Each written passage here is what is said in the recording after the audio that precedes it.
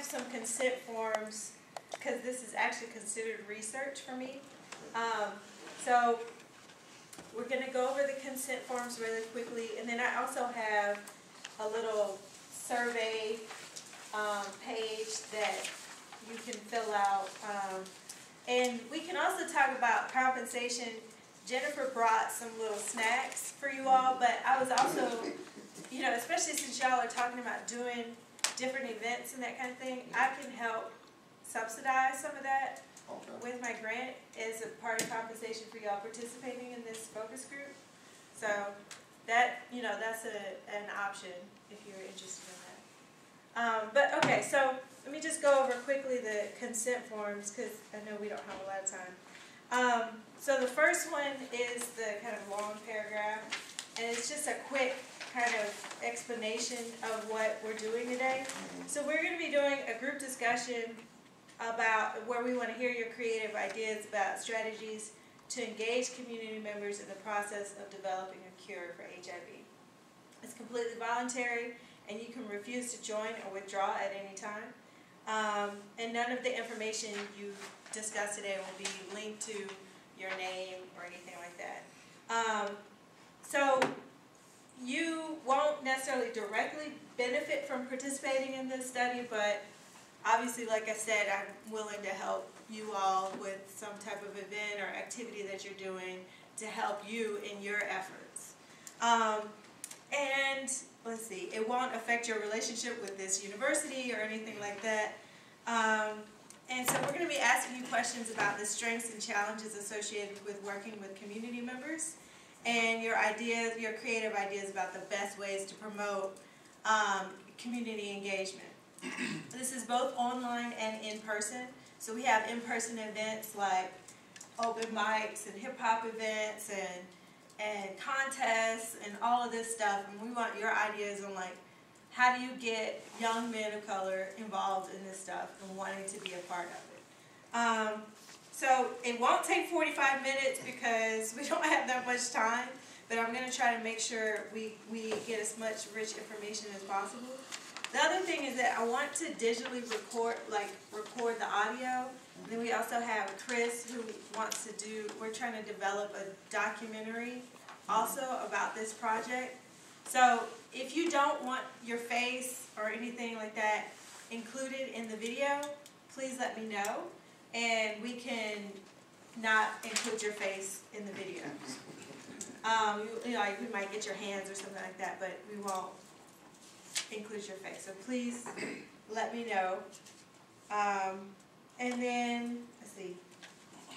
And also, any of the audio recording, we're going to be transcribing it to paper. You know, we're going to be typing it up. But we won't include your names or any kind of identifiable information if you don't want that included. So the second form is a consent form for you to be videoed or photographed. And that it's the same information about the project. We're doing innovation challenges, and they're kind of the contests that we're hosting to provide opportunities for participants to submit their creative and thoughtful solutions to problems posed by the website, and we're talking about social and ethical issues related to developing a cure for HIV. And sorry, I think this is actually the wrong consent form. No, this is fine. Okay, so as you're participating in these discussions, we're going to be analyzing and recording all of this stuff. And some of the photos and other creative material may be chosen for display in public. So that's up to you. Like I said, you don't have to be included in the photo or the video. So you can kind of write down on your paper or something like that, yes or no, I want to be in the video. So like on the back it has a signature, but you can also say, no, I don't want to be video or photographed. Okay. Okay. So why don't y'all go ahead and just kind of skim over the rest of it and sign it if you want to be, if you don't mind being included in the video, and or let me know, and then that way we can move forward with the discussion.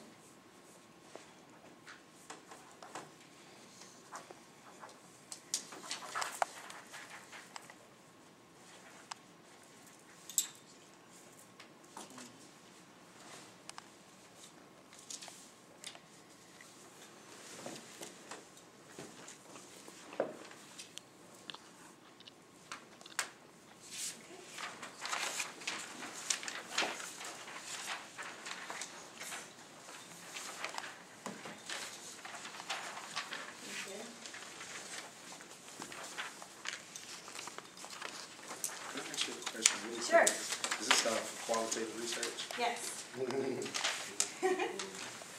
So that's the other kind of, hopefully this will be exposing you to seeing how qualitative research can be done, and done in a lot of different ways too. Like, what I finished with my PhD in sociology, and one of the things that I love about public health is the freedom that you have to like do more creative ways of doing research. So like what I was talking with Jennifer about was, you know, us doing these open mics and the hip hop concerts and the contests. That's not normally a way that you do research, but you know, but like having those types of events, you know, that's kind of the lure to get people there. And then when you're there, you're like, oh, can you take this survey, please? You know, or come and talk to us, and so that we can kind of document what your ideas are. So it's just a different way to get people involved. We just research methods, and we were learning about qualitative research and how to translate the qualitative research. That's what I was asking. Yeah. We use this focus group, and we have to use verbatim quotes that we use. Right. So what did you learn in the class about qualitative research? We learned that qualitative research is it takes a lot longer than quantitative research. We also learned that qualitative research speaks to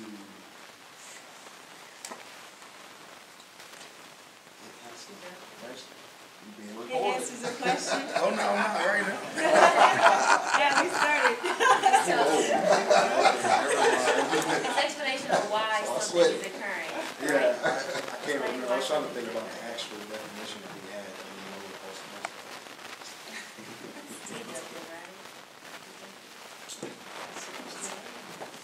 Okay, so kind of piggybacking off of that, about the qualitative, what do you think are some of the strengths of community members in dealing with issues related to the HIV epidemic in your community? What do you think are some of the strengths in your community?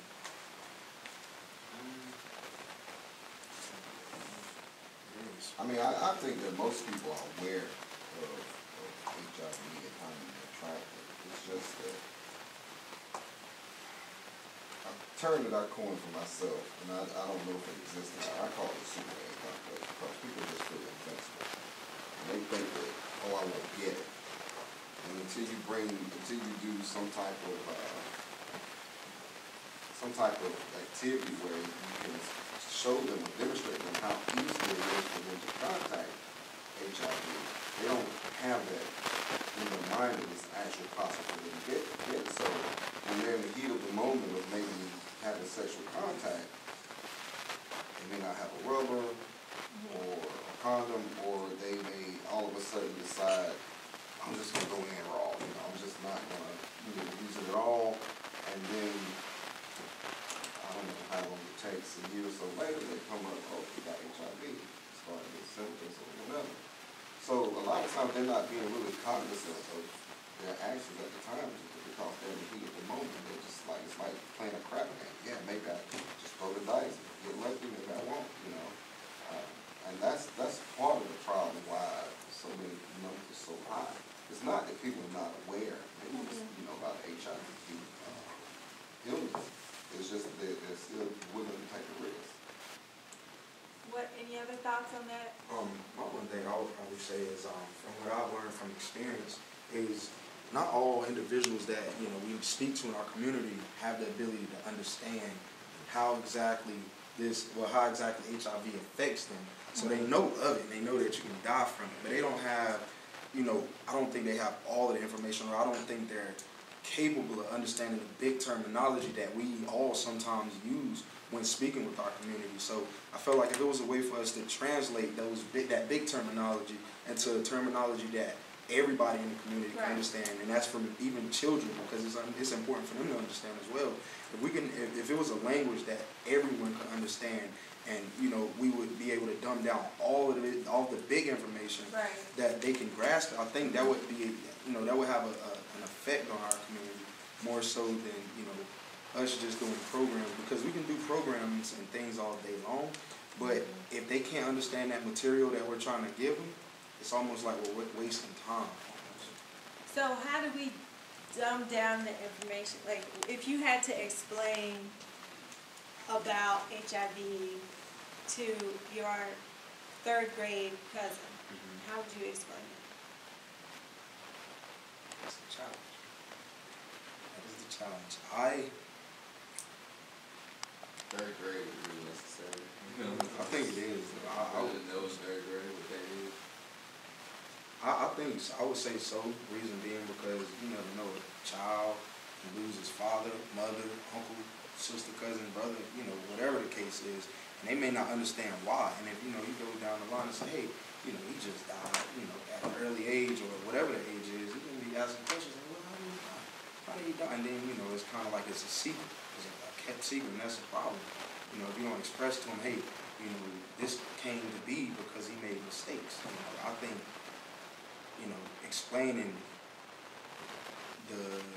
Explaining the consequences of not protecting yourself, I think that would be more beneficial than just specifically talking about it. I think I would try to relate the situation to something close to me and make sure I can relate it to the child in the sense that they'll understand it. So how did you all, because apparently y'all are an anomaly in this program, that you're the only few men in the program. So how did you get interested in health and wanted to know more about health? I want to hear from everybody. So let's start. I got interested in health because I've had both my grandparents have died from cancer, one from cancer, one from breast cancer. So I just really got interested in how to keep the rest of my family, from getting sick, and how to keep them healthy. And that's what made me want to start learning about health and how to get involved.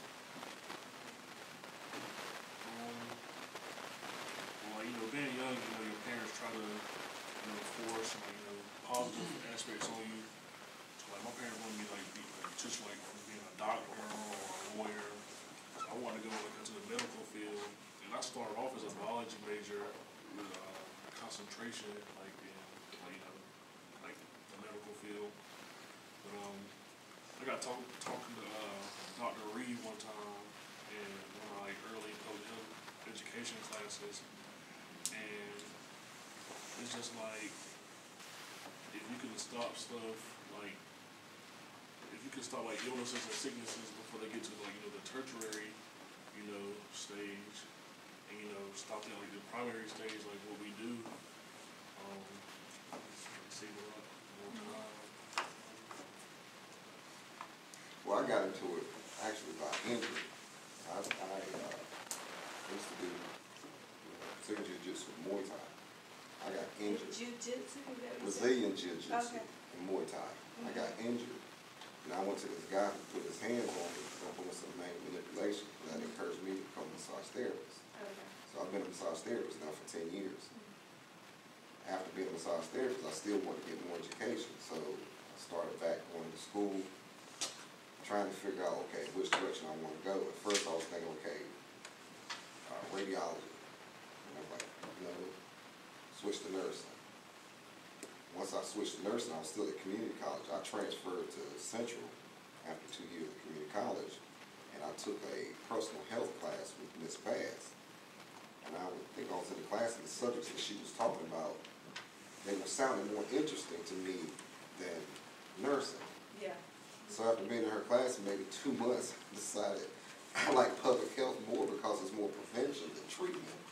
So that's how I ended up in public health. And that's the reason why I think that I would rather focus on, let's try to prevent some of these illnesses, because the majority of the illnesses we're dying from today are preventable. You know, it's not like we had infectious diseases 100, 120 years ago that were killing off most humans. That's still there today. That will always continue to be in our society. But what's killing most people today, with cardiovascular disease, heart disease, diabetes, cancer, stuff like that, all of those illnesses are preventable to a certain degree. So that's the reason why I got into the health field. That's why I tried to do it. I got to the health field because a lot of my family members were just dying at early ages. So it was just I found a way to like help inform people live better lives, eat healthy, basically. My family members deal with diabetes. Just like they had a lack of information. They didn't really know, so it was just trying to get involved with the community and help them out with the information. My personal experience was, you know, prior to coming to college or even thinking about school, I thought I was going to the NFL. Honestly, I played football and that's all I cared about. That's all I knew. But you know, before I even started college, this was 2009. My grandmother passed. In 2010, my uncle passed. In 2012, my grandfather passed. So, and it really had an effect on me, and I didn't really understand it, and it bothered me so bad that, you know, my family members were dying, and I couldn't change it. Like, as smart as I felt like I was, I couldn't change the fact that they were dying. And even though I didn't have the information that I have now, what I know now makes me think back, like, man, if I would have told my grandmother, hey, you got to take your insulin, or if I would have told my grandfather, hey, you can't smoke because you have lung cancer, or you can't drink because of cirrhosis of the liver, or if I told my uncle, hey, you know, you have to have protected sex, he wouldn't have died from HIV/AIDS, you know. And I had family members that died from HIV. My uncle, he died of AIDS, a complication of AIDS. My grandmother died from complications of diabetes, and my grandfather died from he had lung cancer as well as cirrhosis of the liver. So those actual ordeals are really what kind of pushed me into the health field, where, you know, I kind of wanted to figure out, how can I help people? How can I stop people from going through what I went through? How can I stop people from being as stressed as I am? Because when you lose somebody that's that close to you, like, you're never the same. But, you know, I've made it my mission that, you know, now that I graduate, I can help other people so they don't feel the same way. So, you know, that's really why I got into health education. And, you know, as I started, I fell in love with it. And I have public health classes on, goggles on. Right. So I've always had a medical science background. Before I came to America, I was a pre-med student. When I came here, I started off with biology, and then I went into nursing. So I was always interested in learning about diseases or treating the disease. Well, treating part didn't work out very well. So when I came to public health, I never heard there's a such thing as public health education, or teaching people about diseases and how to prevent disease. So, well, that's the main reason, because I was never interested in math, or statistics and stuff. But yeah, so that's the reason that I'm in health. I'm still in health field. Me, growing up as a kid, I was always a big dude on the block. I was short too, so I played football, basketball, baseball. Like, I've always played a big man sport in big man position, and all through high school, then got here, kind of got lazy, and then the weight started catching up with me because I wasn't as active anymore.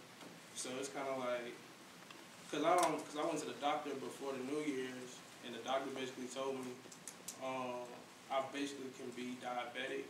Like, I can tell you, like, you're really likely diabetic. He gave me a pep talk because he's been my doctor for my whole life. He was like, it's sad because I think I gained about 40 pounds since I've been here, and I'm a junior now.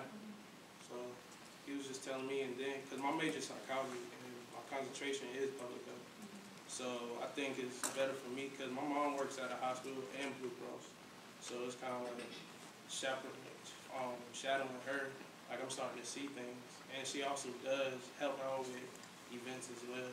So I'm kind of mad that I didn't take the opportunity, because it's like, I don't want to hang out with my mom, I want to go out with my friends, but like, I feel like I'll probably be in better shape if I would have went with her and actually took the time. So it's kind of like, What it sounds like to me is that a lot of people have these personal, if you finish the survey, did you finish the survey? I wonder if I took the Okay, same survey but online if- already. I have two surveys, so Okay. if you don't have time to finish it right now, you And I can, turned it back in. yeah, you can give it to James and maybe we can connect with James. But it sounds like a lot of y'all have personal experiences that brought you into public health. And I feel like that's also how we could get people thinking about and talking about finding a cure for HIV. There's actually more hope than we've ever had before to reaching a point where we could have an HIV-free society. Like we have now PrEP, which is a pill that people can take every day to prevent themselves from getting HIV who are negative. And you can also take medication to prevent yourself from passing it on to other people. And people are living long, healthy lives now with medication. And so, even though in order for that to even be a possibility for us to reach a HIV-free society, people have to know about it. They have to be able to access the medication. We have to deal with the stigma around it, and people have to understand it in the basic level. So, like, one of the things that the 2B HIV Project is trying to do is use art and personal stories and documentary and you know, these events and that kind of thing to get people more interested and move beyond just like, yeah, I already know about HIV, why y'all talking about this?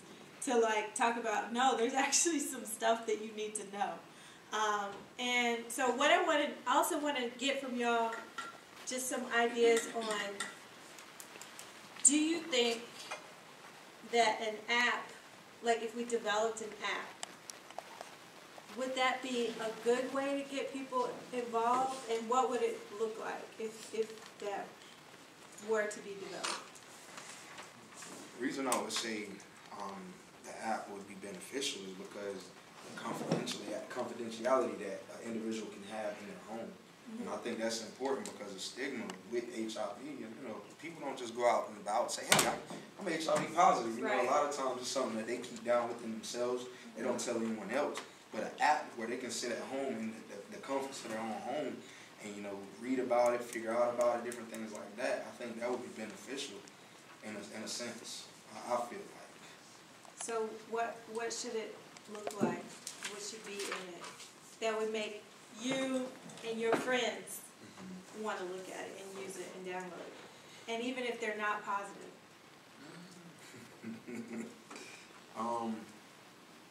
Could be a game. Mm-hmm. Like having, I guess, questions like related to, not questions, or a game, you know, where you can, I don't know how this would work out, but I mean, I would say a game that, you know, that has your attention. Well, to me, a game would be too short, you know, because you would play a game, I mean, how extensive you want to be as an app. I would say just to have an informative app. Informative, yeah. Yeah, just have an informative and have the latest facts and figures or statistics that you need to post on there, even down from national or global, national, state, county, even city.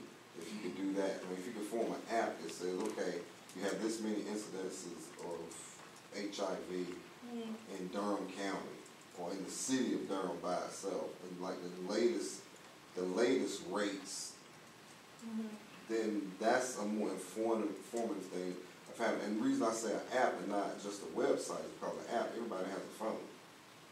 So, I mean, if you develop an app, it's easier to access it on your phone, and maybe it's just, you may have a connection with coders and stuff that know how to write code for making apps, because that's really complicated compared to making a website on a laptop, you know. So, to me, it has to be informative. A game, maybe for kids, if you're trying to reach a certain age group.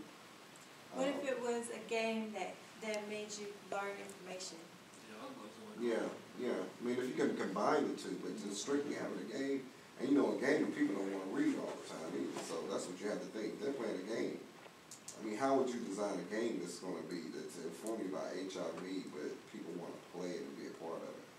I saw you wanted to say something. I know, I went to, Applebee's a couple nights ago just to eat. And like, they got like little tablets sitting on the table and that's like, Oh, wow. trivia games and stuff. And so I'm thinking like, maybe you could like, have like a trivia game with HIV. And like at first, like I didn't know like a lot of that stuff. But then like, after I was finished playing, I caught myself, like telling my folks about, something I learned from the game. Yeah. I mean, maybe something like that. Okay. Yeah. I was about to say,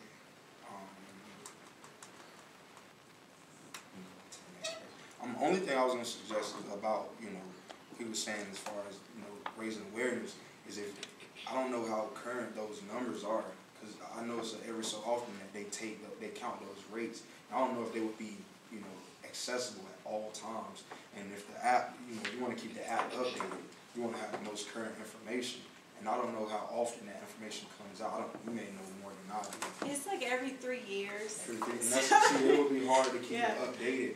And another thing is, like, with, putting like, hey, Durham has this many rates of HIV, I think that would be bringing a stigma to Durham. Some people may be like, well, nah, they got 55 cases out there in Durham. I'll go to Raleigh or I'll go to Cary or somewhere else. Like, and that, I think that may be part of the problem, which is the stigmas that goes along with HIV. So I don't know if having the actual rates would be beneficial. Because like I said, you can cause a frenzy and somebody say, hey, man, they got 55 rates, 60 rates.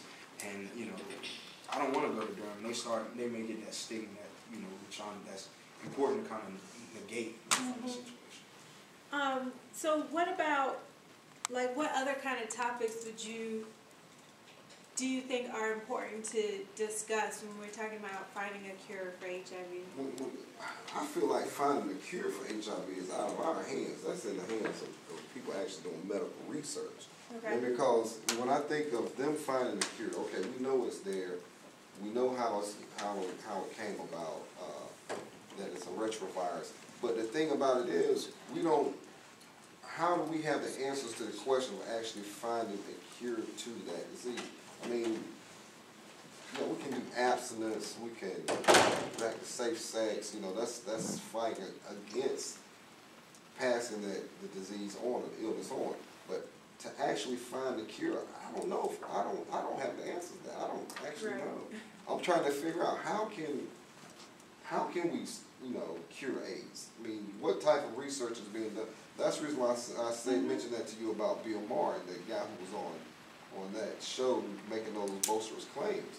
Because it's like, wow, dude, you just said on national television to the world that you already had a cure for AIDS more than 10 years ago, and a university and big pharma buried what you've already produced. Well, that's a big part of the issue around finding a cure is, one, you have people claiming that they already have a cure, but there's no proof of it.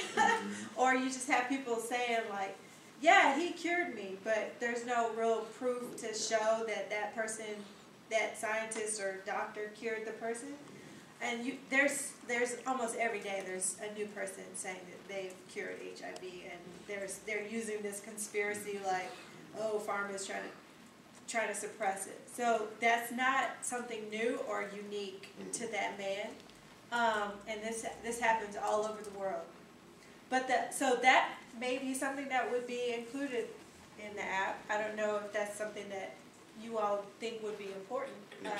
But then also, like, as I don't know your name. Chris, as Chris was talking about making the information accessible, like we could educate the community about the types of clinical trials that are happening to try to find a cure, like trying to push HIV virus out of certain parts of the body and kill it, that hides and it remains latent. They're trying to find it and push it out of the hiding spots to kill it. So that's something that they're doing at UNC. Yeah. And to kind of piggyback off what he was saying, I think it would be kind of hard to, really ask the community for how can we cure it. But I think what we could ask the community for is for more people to come out, people that have it, because certain people may have certain proteins and DNAs and certain things in their blood that may set them apart from people who have already been diagnosed. So I don't think we should, well, I can't say I don't think we should, but I don't think that, looking for a cure in the community would be, good. I think we should more so look for the community to come out and speak about what they may have that has been put up under the rug or something that has not been talked about, because, you never know who has it, and somebody may be walking around with the cure in our communities, and we never know, until we test everybody's blood. You want, and what you're saying is you want the people that have it or may not have it, may have been exposed to it, you want them to come out and have their DNA or their blood tested to see what's special about them than other people. More so than trying to find an actual cure from the community. That's what I think. That's something that a community can do more so than saying, "Hey, what do y'all think a cure should be?" Because the community may sit there and say, I don't think about the psychological aspects of being told that you're HIV positive. I imagine when somebody drops a bombshell on you, that's a death sentence for most people. That's what they're thinking. It's definitely going to change your whole perspective on life.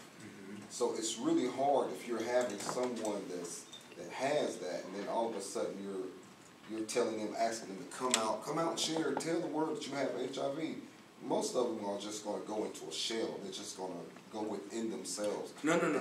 Excuse me. I'm not saying for them, the people who have already been diagnosed and they've already met with doctors. I'm not saying for those individuals. I'm talking about the individuals who have no knowledge that they may be HIV positive.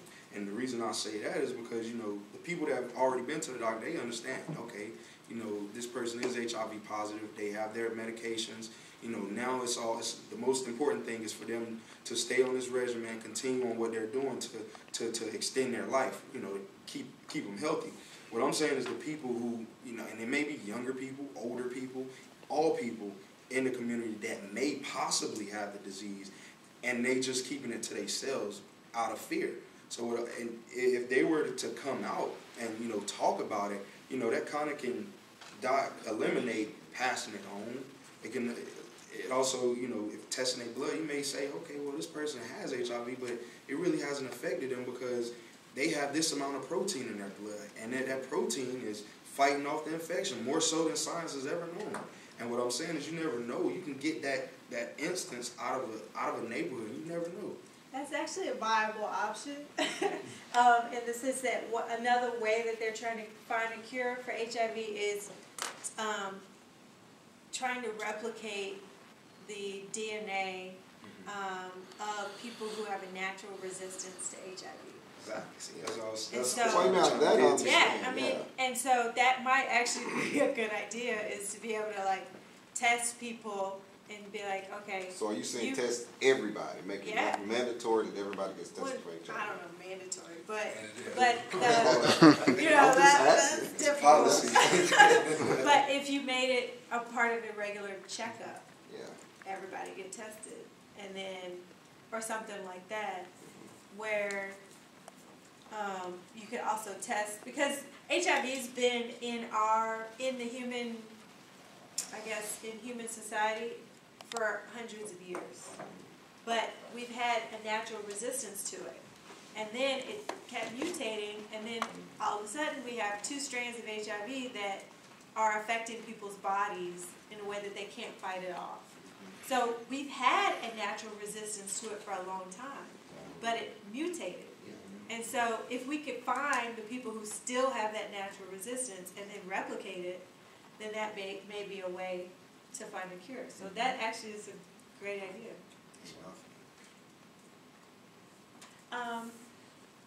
Okay, so how do you get people interested in joining discussions and submitting their thoughts? Online or in person? I think you have to make the person has to be able to relate to what you're asking. So I don't think that, I don't know if every single person would be able to, speak from a perspective that would, that would help the program.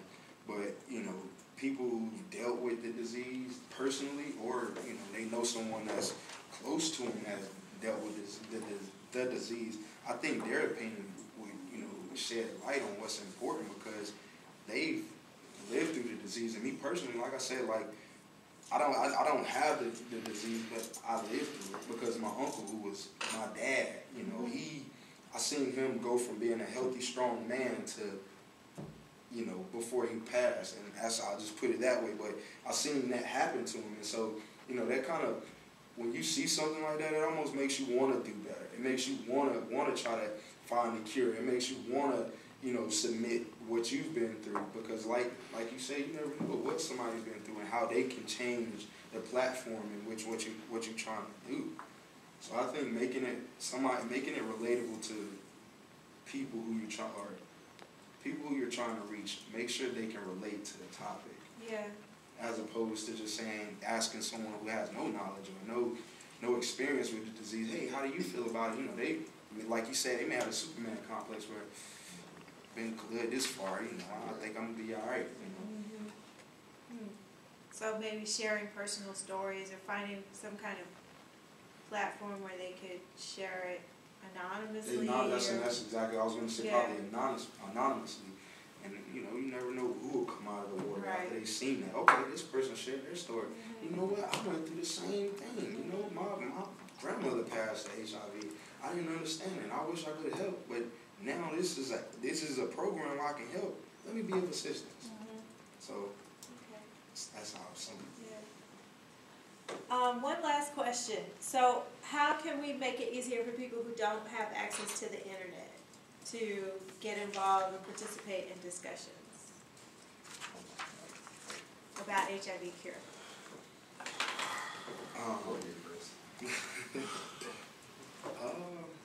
Like, think about your family members who are out in the country, and no cell service, and all that stuff.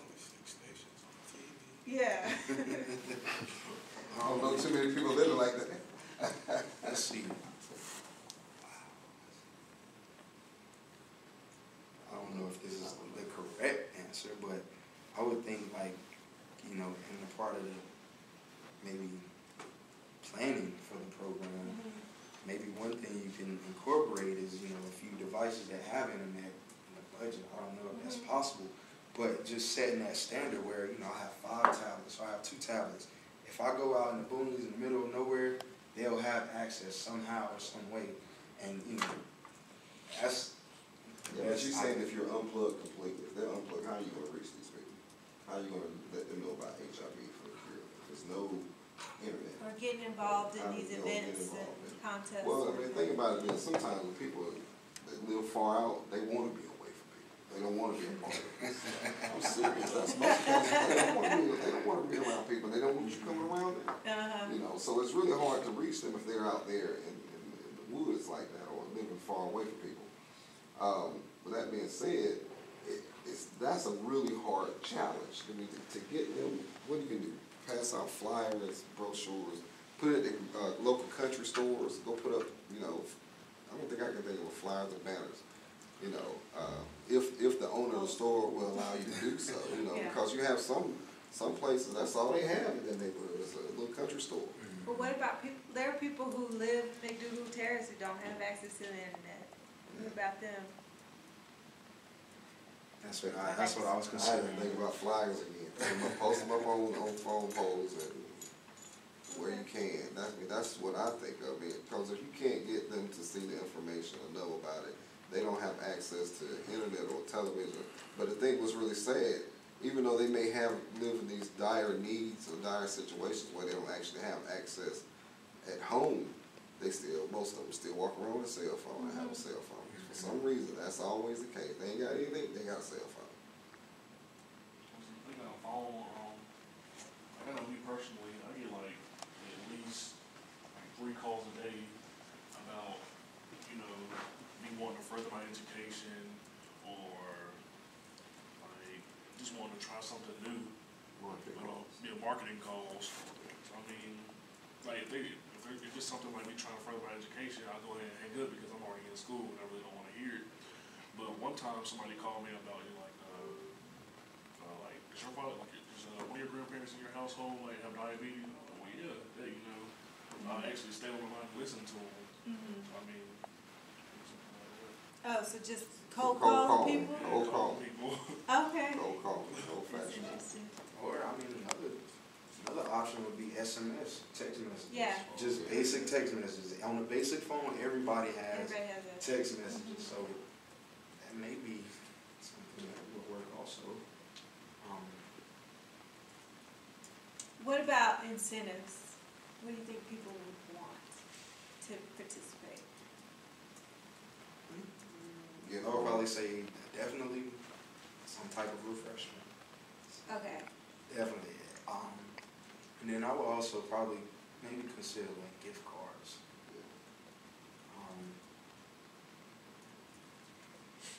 I would probably say suggest gift cards. And that way, you know, with a gift card, it'll kind of take a little pressure off of you. And that'll just give that individual the freedom to go to a store and select whatever it is they want, as opposed to saying, hey, this is the gift here, you know, maybe just a few different gift cards to certain places.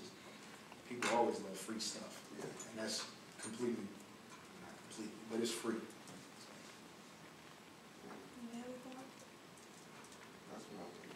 What about like, so one of the things that we're doing with our project is with the, if you participate in the contest, then you could get Beats headphones. There you go. Or an opportunity to win. Like not everybody gets Beats headphones everywhere. Yeah. Let me just go ahead and I don't have that much money.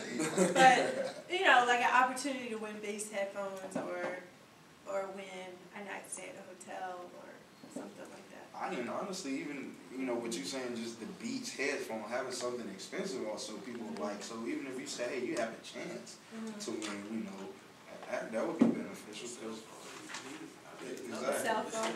Okay. Exactly. So I think that's a good incentive. And like I said, the gift card is also. All right. Well, And gas gift cards. gas. Oh, Gas gift yeah, cards. that's a good even though one. gas is cheap, and right now it'd be really cheap for you. You got some. Yeah. Well, I really appreciate y'all taking the time to talk to me and,